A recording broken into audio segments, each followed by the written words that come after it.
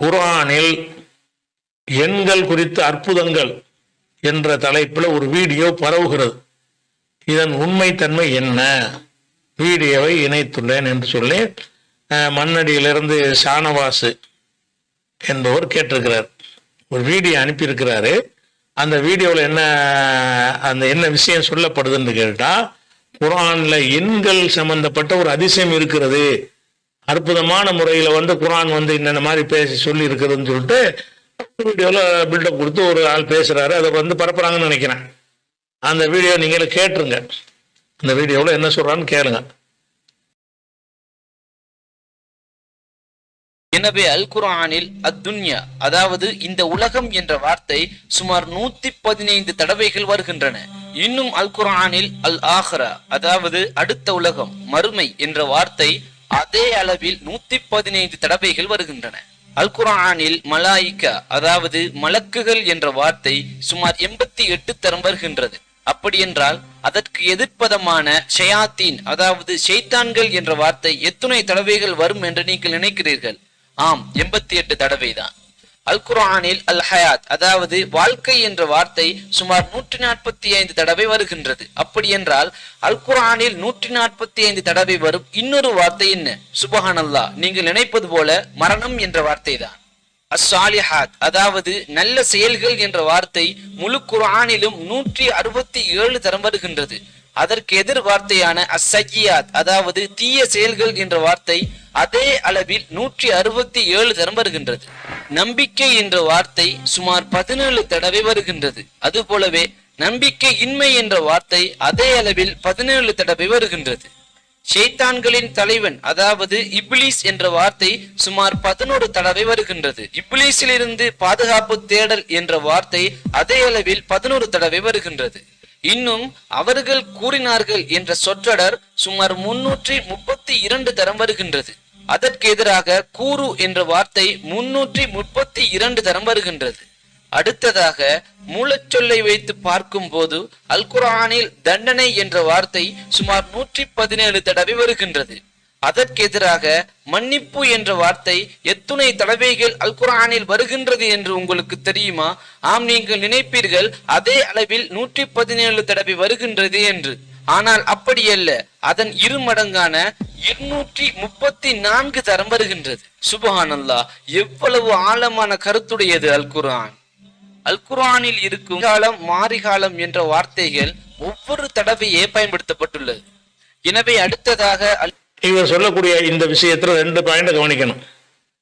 குர்ஆன்ல ஒரு சொல்லு எத்தனை தடவை வருதுங்கிறத வச்சுக்கிட்டு ஏதாவது கண்டுபிடிக்கிறதுக்கு இந்த குர்ஆன் தரப்பட்டுச்சா? குர்ஆன் என்பது அதை வாசித்து அதில் உள்ள கருத்துக்களை சிந்தித்து வாழ்க்கையில கடைப்பிடிக்கிறதுக்கு அருளப்படுச்சே தவிர ஈமான் எத்தனை தடவை வந்திருக்கு, இஸ்லாம் எத்தனை தடவை வந்திருக்கு, அல்லாஹ் எத்தனை தடவை வந்திருக்கு, அது குர்ஆன் இப்படிங்கிறதுக்கு குர்ஆன் தரப்பட்டுச்சு. அந்த எண்கள்ல இருப்பதெல்லாம் தற்செயலானவை. இத்தனை எண்ணில் வரணும்னு பிளான் பண்ணிக்கிட்டு சொல்வது கிடையாது. நீங்களே ஒரு மணி நேரம் பேசுறீங்கன்னு சொன்னா பேசி முடிச்ச பிறகு எடுத்து பார்த்தீங்கன்னா உங்க பேச்சில் அல்லாஹ் எத்தனை தடவை சொன்னீங்கன்னு எண்ணி பார்த்தீங்கன்னா ஒரு 1000 வரும். இன்னொரு முகமது 500 தடவை வரும் வைங்களேன். இதெல்லாம் என்ன இனிமையா பேசுனேன்? செய்தியை சொல்லும்போது செய்திக்கு தேவையான வார்த்தைகளை போடும்போது ஒவ்வொரு சொல்லும் ஒரு எண்ணிக்கையில இருப்பது தற்செயலானது தவிர அது என்ன செய்யறதுல இத்தனையில தான் இதை அடக்கணும், எண்ணிக்கையில் அடக்கணும் நீங்க நினைச்சீங்கனால கருத்தை விட்டுருவீங்க. அப்படி எல்லாம் கருத்தை விட்டுற மாட்டான். அந்த எண்ணிக்கை தான் தேவைங்கிறதுக்காக வேண்டி சும்மா தேவையற்ற இடத்துலாம் ஒரு நம்பரை போட்டு விட மாட்டான். இந்த பேசிக்கை இல்லாம என்ன செய்யறாங்கன்னு கேட்டா இந்த எண்கள் விஷயத்துல இப்படி ஒரு இதை பரப்புறாங்க. எண்கள் ஒரு அற்புதமே இருக்குது. ஆனா இதுல சொல்ல அம்புட்டு பொய். இதுல இவன் சொல்லக்கூடிய இந்த வீடியோவில் சொல்லக்கூடிய இன்னென்ன வார்த்தை இத்தனை தடவையில சமமா வந்திருக்குன்னு சொல்றான்ல, அம்புட்டுமே பொய். இந்த அம்புட்டுமே பொய் என்பதை நம்ம இன்னைக்கு சொல்ல வேண்டியது கிடையாது. கிட்டத்தட்ட ஒற்றுமைன்ற மாதம் 2 முறை நடத்தின ஒரு இதழ் நடத்தணும். அந்த ஒற்றுமையில நம்ம இணைஞ்சிருக்கோம்னா இந்த மாதிரி எப்போ பரப்புனாங்க இந்த செய்தியை எழுத்து வடிவமாக கட்டுரை வடிவமாக பரப்புன நேரத்தில் அப்ப நம்ம இணைஞ்சிருக்கோம். அதுக்கு பதில் கொடுத்து ஒரு ஆர்டிகல் போட்டிருக்கிறோம். இப்போ ஆன்லைன் பேஜில் பார்த்தீங்கன்னா அந்த ஆர்டிகல் இருக்கும். குர்ஆனில் ஜோடிகளின் எண்ணிக்கை சமமாக குறிப்பிடப்பட்டுள்ளதா என்கிற தலைப்புல தேடியல்னா இவன் என்ன செய்யறான்னு கேட்டா, அதாவது இரவு பகல் ஆண் பெண் உள்ளிட்ட இன்னும் பல சொற்கள் குர்ஆனில் சம எண்ணிக்கையில் உள்ளன என்று ரசாது கலீபா என்பவன் முதல்ல சொன்னான். அவன் என்ன சொன்னான்னு கேட்டா, இரவு எத்தனை சொல் இருக்குதோ அத்தனை சொல்லு தான் பகலுக்கும் இருக்கிறது, ஆண் எத்தனை சொல் இருக்குதோ பெண்ணுக்கு அத்தனை தான் இருக்கு குர்ஆன்ல, அதிசயத்தை பார்த்தீர்களான்னு சொல்லி ரசாது கலீபன் தன்னை ஒரு நபின்னு வாதிட்ட ஒரு கிறுக்கன் இந்த ரசாது கலீபாங்கிறவன் இந்த ஒரு கருத்தை சொன்னான். இஸ்லாத்திற்கு சிறப்பு இந்த ஆட்சிகள் அப்படி படிக்கிறேன். இஸ்லாத்திற்கு சிறப்பு சேர்ப்பதாக எண்ணிக்கொண்டு சிலர் அதை பரவலாக பரப்பியும் வந்தனர். ரசாது கலீபா என்பவனின் கூட்டத்தினர் உளறல்களில் இதுவும் ஒன்று. திருக்குர்ஆன் 19 என்ற கணித கட்டமைப்பில் உள்ளது என்று அவன் உளறியது குறித்து நம்முடைய திருக்குர்ஆன் தமிழாக்கத்தை தெளிவுபடுத்தியுள்ளோம். இது குறித்து பல ஆண்டுகளுக்கு முன் நாம் நடத்தி வந்த ஒற்றுமை மாத இருமுறை இதழில் தெளிவாக விளக்கியுள்ளோம். அதை உங்களுக்குரிய பதிலாக தருகிறோம். திருக்குர்ஆன் 19 என்ற கணித கட்டமைப்பில் அமைக்கப்பட்டுள்ளது என்பது முற்றிலும் பொய்யானது என்பதை தக்க சான்றுகளுடன் இதுவரை நான் நிரூபித்தோம். மெண்டல் 19 என்னும் ரசாது கலீபா 19உடன் தனது உளறலை நிறுத்திக் கொள்ளவில்லை. குர்ஆனில் அனைத்துமே கணித கட்டமைப்பில் தான் அமைக்கப்பட்டுள்ளன என்று தைரியமாக புழுகினான். அதுக்கு ஒரு ஆதாரம் வர, அவர் ஒவ்வொரு விஷயத்தையும் எண்ணிக்கையை கொண்டு மட்டுப்படுத்தியுள்ளார் அப்படின்னு குர்ஆனுடைய வசனத்தை 72, 28 வசனத்தை போடுறான். கணக்கிடுவதில் மேதைகளுக்கெல்லாம் மேதையான அல்லாஹ்வின் குர்ஆனில் காணப்படும் மேற்காணின் வசத்தின்படி குர்ஆனுக்கும் எண்ணிக்கைகளுக்கும் உள்ள தொடர்பையும் அவற்றின் அமைப்புள்ள அற்புதங்களையும் காண்போம் அப்படின்னு சொல்லிட்டு அவன் சொல்றான். அந்த ரசாது கலீபா சொல்றான். அதைத்தான் இந்த வீடியோலையும் சொல்றாங்க. இந்த ரசாது கலீபாங்கிற ஷைத்தான் பொய்யன் புழுகன் எதை புழுகனானோ அதை படிச்சுக்கிட்டு இந்த வீடியோவில் உள்ளவனு அதோட அந்த குரூப்பா கூட இருக்கலாம். அவன் சொல்றான், என்ன சொல்றான்னு கேட்டா, ஷஹர் மாதம் என்ற வார்த்தை 12 முறைகள் உள்ளன. அவன் சொன்னது இதெல்லாம் இந்த வீடியோல தான் இருக்கிறது. ரசாது கலீபாங்கிற அவன் தான் சொன்னான். இதை ஷஹர் என்பது மாதம் என்பது 12 முறை உள்ளன. யௌம் நாள் என்பது 365 தடவை குர்ஆன்ல வந்திருக்கிறோம். 305 நாள் தானே. ஐயாம் என்பது அது ஐயாம ஈயாம்னு போட்டிருக்கலாம். ஐயாம் என்பது 30 தடவை வந்திருக்கிறது மாசத்தை குறிக்கிறதுக்கு. ஷைத்தான் மலக்கு இந்த இரண்டும் சமமாக 88 முறை வந்துள்ளது. துன்யா ஆகிரத் இந்த ரெண்டும் சமமாக 115 முறைகள் உள்ளன. ஈமான் குஃபுர் இந்த ரெண்டும் 25 முறை சமமா வந்திருக்கிறது. குல் என்ற சொல்லும் காலு என்கிற சொல்லும் 333 தடவை சமமாக வந்திருக்கிறது. கிறிஸ்து நீதம் என்ற சொல்லும் அநீதம் என்ற சொல்லும் 15 தடவை வந்திருக்கிறது. அப்ப இதை சொல்லிட்டு அவன் சொல்றான், மாதங்கள் 12, மாதத்தின் நாட்கள் 30, வருடத்திற்கு 365 நாட்கள், மேலும் நல்லவையும் தீவையும் சமமாக எண்ணிக்கையில் குர்ஆனில் அமையப்பட்டிருப்பது தற்செயல் என்று எண்ணுகிறீர்கள். இவை அல்லாஹ் தன் வேதத்தை ஒரு அற்புதமான கணித கட்டமைப்பில் அமைத்திருப்பதை காட்டவில்லையா என்று ரசாது கலீபாங்கிறவன் எழுதுனான். அதுக்குத்தான் நம்ம என்ன செய்யறோம், அப்போ பதில் எழுதுறோம். எப்படி சொல்றோம்னா, இவனது புழுகை உண்மை என நம்பி சில முஸ்லிம் பத்திரிகைகளும் கூட அவற்றை மறுபரிசனம் செய்துள்ளனர். ஒரு மலர் ஒன்றில் இவனது புழுகை என்று தெரியாமல் பெரிய தத்துவமாக வெளியிட்டிருந்தனர். அந்த புழுகளையும் நாம் தெரிந்து கொள்ள வேண்டும். குர்ஆனில் மாதம் என்ற சொல், ஷஹர் என்ற சொல் 12 தடவை பயன்படுத்தப்பட்டுள்ளது. யௌமு 365 தடவை, ஐயாமு 30 தடவை அப்படின்னு சொன்னான்ல. அப்படிதான் இருக்குதா என்று பார்த்தீங்கன்னு சொன்னா இல்லை, அப்படி அமைக்கப்படவே இல்லை. ஏன்னு கேட்டா, மாதம் என்பதை குறிக்கிற சொல் மொத்தம் 21 தடவை குர்ஆன்ல இருக்கும். 12ங்கிறான். மாதத்தை குறிக்கக்கூடிய சொல்லு 21 தடவை குர்ஆன்ல வந்திருக்கிறது.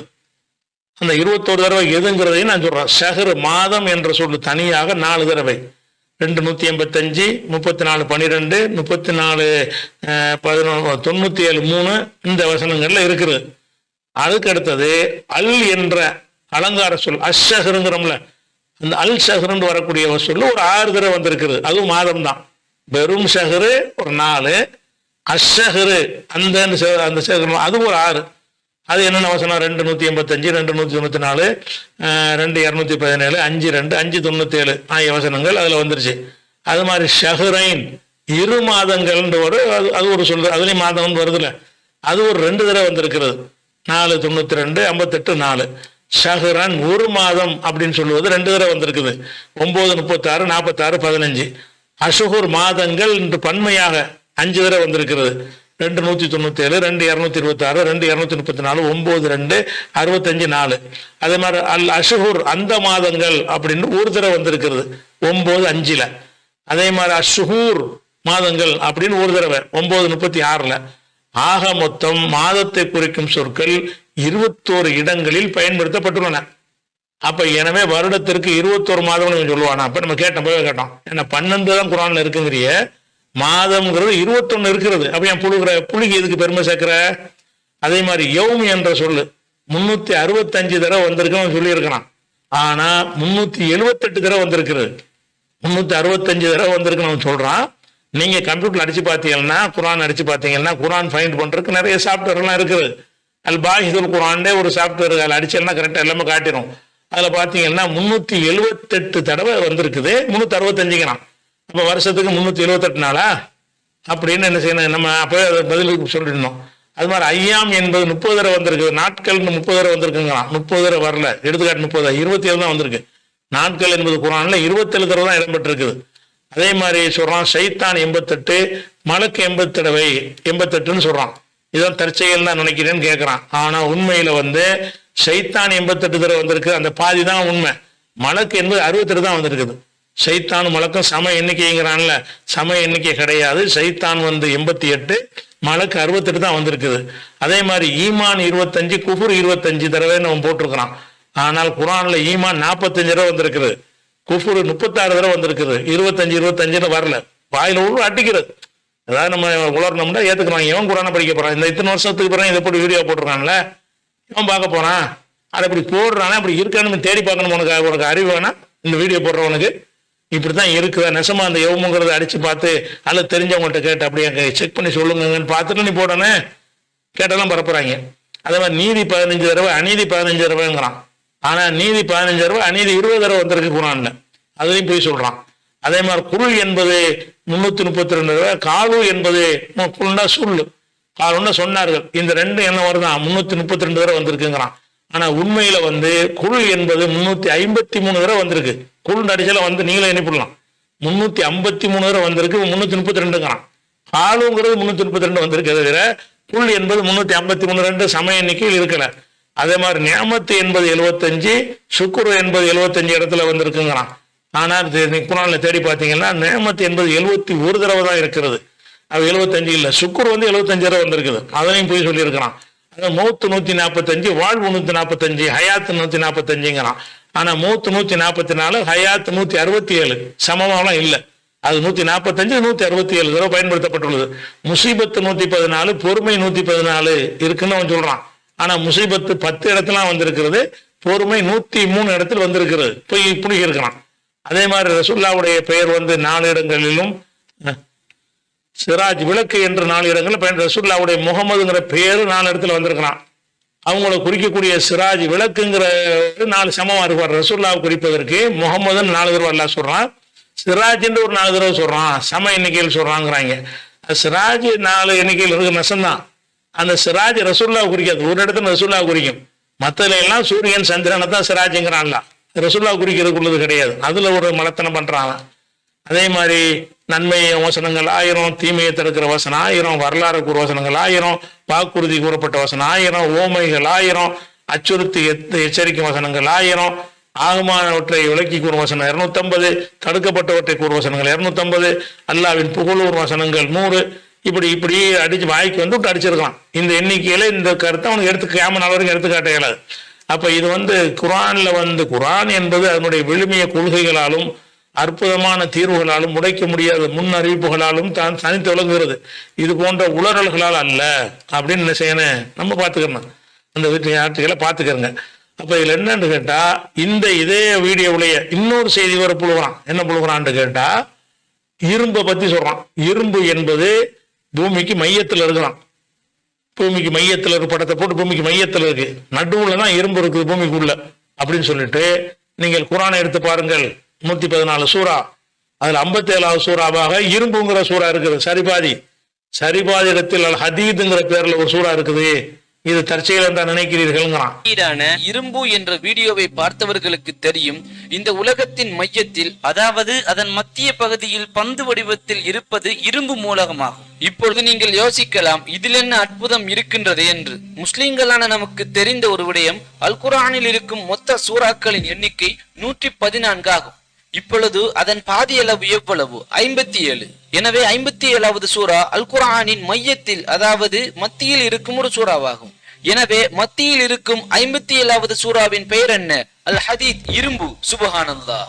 இன்னும் இரும்பின் அடே ஹதீதுங்கிறது 57 வச்சது அல்லாஹ் வச்சான், ரசூலுல்லாஹ் வச்சாங்க. இந்த குர்ஆனுடைய ஒவ்வொரு சூறாவுக்கும் நம்பர் போட்டு எந்த இடத்துல வைக்கணும் என்பது அந்த உஸ்மான் ரலியல்லாஹு அன்ஹு செஞ்ச ஒரு முடிவு. ஒன்னாவதாக அல்ஹம்த வச்சது, பக்ராவை ரெண்டாவது வச்சது அல்லாஹ் வச்சான். அல்லாஹ் விக்கிறத முதல்ல வச்சான். இவங்க வசதிக்காக நினைஞ்சாங்க, ஏற்படுத்தி கொண்டதான இந்த வரிசை. குர்ஆன்ல இருக்கிற இந்த வரிசை, இது 1வது சூரா 2வது சூரா என்பது வஹி கிடையாது, மார்க்கத்துக்கு சம்பந்தம் கிடையாது. நீங்க 57வது சூறாவை முதல் சூறா ஓதுனாலும் தப்பு கிடையாது. அப்படிப்பட்ட ஒரு விஷயத்துல வச்சுக்கிட்டு மனிதர்கள் ஏற்பாடு செஞ்ச வகையில் அது 57 வந்திருக்கே தவிர, அது வந்து அல்லாவே செஞ்ச மாதிரி சொல்றாங்க. அல்லாஹ் தான் அந்த 57வது சூறாவை இறக்குனாங்கிற மாதிரி அவ்வளவு மடமை.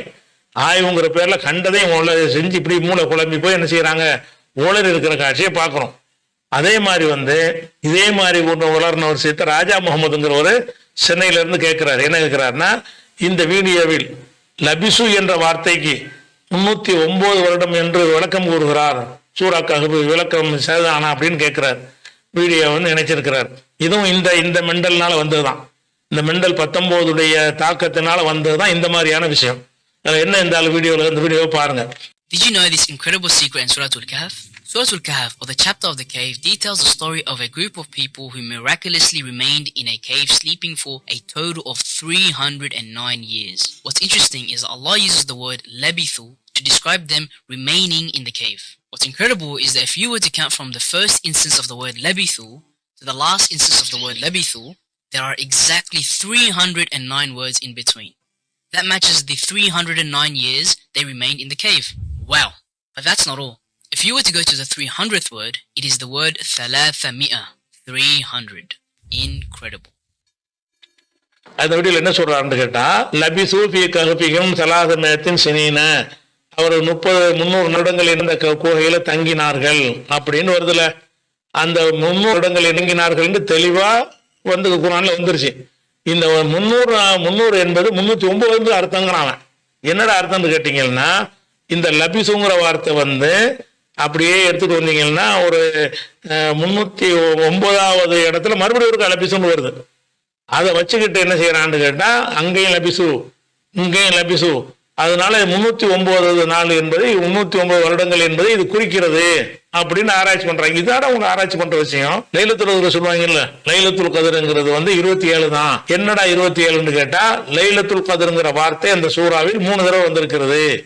இன்னா அன்சல்நாஹு ஃபீ லைலத்துல் கத்ரி வமா அத்ராக மா லைலத்துல் கத்ர் லைலத்துல் கத்ரி கைருன்னு 3 இடத்துல வந்திருக்குதான். 3 இடத்துல வந்ததுனால ஒவ்வொரு லைலத்துல் கத்ர் என்பதுல 9 எழுத்து இருக்கிறது. 9 27, அதனால 27 லைலத்துல் கத்ர்னு இப்படி கண்டுபிடிக்கிறாங்க. இதுக்காக அல்லாஹ் அதை பயன்படுத்துறான். இந்த எழுத்தை கூட்டி கண்டுபிடிக்கிறதுங்கிற ஒரு மெத்தடுக்கு எனக்கே தெரியாது, ஏத்திக்காப்பீங்க 10 நாளைக்குன்றாங்க ரசூலுல்லாஹ். அதை பார்க்காம என்ன செஞ்சாங்கன்னா, லைலத்துல் கத்ர் கண்டுபிடிச்சாங்கல்ல, அந்த மாதிரி தான் இந்த ஆள் இந்த லபிசு என்பது அங்க ஒரு லபிசு ஒரு லிஸ்ட்டை போட்டு இங்க ஒரு லபிசு பாருங்க, அந்த லபிசுக்கு இந்த லபிசுக்கு இடையில பாத்தீங்கன்னா 309 வருது. அதனால 309 வருஷம் தங்கினார்கள்ங்கிறான். அல்லாஹ் என்ன சொல்றான், அதுக்கு மறுப்பு கொடுக்குறான். அல்லாஹு ஆலம் பிமா லபிசு, அவர்கள் எவ்வளவு நாள் தங்கினார்களோ அல்லாஹ்வுக்கு தான் தெரியும். 300 கிடையாது, 309 கிடையாது, எனக்கு தான் தெரியும் அல்லாஹ் முடிக்கிறான். ஏதோ யாருங்க தெரியாதுன்றானா, இவன் தெரியுங்கிறாங்க. எதை வச்சு சொல்றான், இந்த லபிசுங்கிற வார்த்தை எத்தனை இடத்துல வந்திருக்குன்னு சொல்லி அதை உட்காந்து எண்ணி லபிசு லபிசு அந்த வாவு எல்லாத்தையும் போட்டு என்ன செய்யறான், எண்ணி பார்த்து 309வது இடத்துல இன்னொரு லபிசு வருது, 300வது இடத்துல ஒரு லபிசு வருகிறது, 309வது இடத்துல ஒரு லபிசு வருகிறது. அதனால இது 309 தான் இது தங்கினார்கள் என்று சொல்லி பயங்கரமான ஒரு அற்புதம்னு சொல்லி இதை பேசுறான். இதை ஒரு பரப்புறாங்க, உட்காந்து பரப்புறாங்க. இந்த நம்பரை வச்சுக்கிட்டு பேசுற எல்லாமே மெண்டல் வழங்கிருங்க. இந்த மெண்டல் 19 என்பவனுடைய தாக்கத்துல வர்றது நம்பரை வச்சு கண்டுபிடிக்கிறதுக்கு இந்த குர்ஆன் தரப்படவே இல்லை. இது ஆதிலே இந்த ஒரு நோய் இருந்துச்சு. குர்ஆனை எழுதுவாங்கன்னா குர்ஆன்ல கஹ்ஃப் சூராவுல ஒல்லியத்த லத்தஃப்னு ஒரு வார்த்தை வரும். அதை மட்டும் பெருசா எழுதியிருப்பாங்க. என்னடா பெருசா எழுதிருக்காங்கன்னு பாத்தீங்கன்னா, குர்ஆனோட எழுத்துக்களை எண்ணிட்டு வந்தோம்னு சொன்னா இந்த இடத்தில் தான் சரி பாதி வருகிறது, அதனால பெருசா போட்டிருக்கோம். சரி பாதி வந்தா பெருசா போடணும்னு சொன்னா உனக்கு யாரு? இந்த குர்ஆனுடைய சூறாவை இந்த வருஷப்படி இந்த வரிசையில் அமைச்சது யார்? அல்லாஹ்வா ரசூலா? பிந்தி வந்த மனிதர்கள் அமைச்சது. இதெல்லாம் இதை வச்சுட்டு என்ன செய்யறாங்கன்னா, குர்ஆன் நடு சென்றா இருந்திருக்குது அப்படின்னு சொல்றான். இந்த மாதிரியான வேண்டாத ஆராய்ச்சிங்கிற தலைப்புல நம்ம இதுல குறிப்பிட்டிருக்கிறோம். குர்ஆன் தமிழாக்கத்துல நினைஞ்சிருக்கிறோம், வேண்டாத ஆய்வுகள்னு கொடுத்துருக்கிறோம். இந்த வேண்டாத ஆய்வுல விழுந்துதான் இந்த எல்லா பேரும் 19 குர்ஆன் மட்டும் போதும், குரானை வேணாங்கிற அளவுக்கு கேட்டு நாசமா போனது இந்த தான்.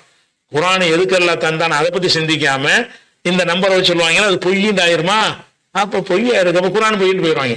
இதை வச்சுக்கிட்டு ஏன்டா குரான வேதத்தை நிரூபிக்க பாக்குறீங்க? இந்த நம்பரை சொல்லி ரசூலுல்லாஹ் நிரூபிச்சாங்க. அப்ப இது இப்ப இந்த காலத்துல நீங்களா உண்டா கம்ப்யூட்டர் வந்த பிறகு உட்காந்து அடிச்சு பார்த்துக்கிட்டு என்ன செய்ய தப்பு தப்பா போட்டுக்கிட்டு இதை செஞ்சுக்கிட்டு இருக்கிறீங்க. இதெல்லாம் ஒரு மடமை, நல்லா விளைவிக்கணும்.